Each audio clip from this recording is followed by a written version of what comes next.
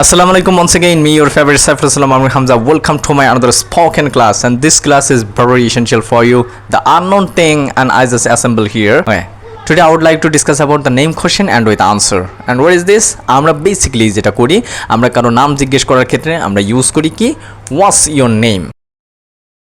Use করব what's your name. প্রনাউন্সিয়েশনটা একটু এরকম করতে হবে what's your name. What's your name. নেমের উচ্চারণ হবে কি name. ঠিক আছে, আর এখানে হবে ওয়াস আস ইও হবে ইও ঠিক আছে, ইওর না ইও, ঠিক আছে, আরটা উজ্জ্ব থাকবে ওয়াস ইয়োর নেম।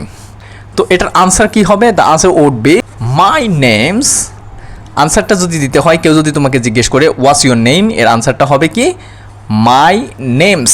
নেমিজ বলবে না, মাই নেমস, তারপরে তোমার নামটা এখানে কাস্টমাইজ করে বসিয়ে দেবে। যেমন আমার নাম হচ্ছে সাইফুল ইসলাম আমির হামজা, আমি পুরো নামটা লিখবো সাইফুল ইসলাম আমির হামজা।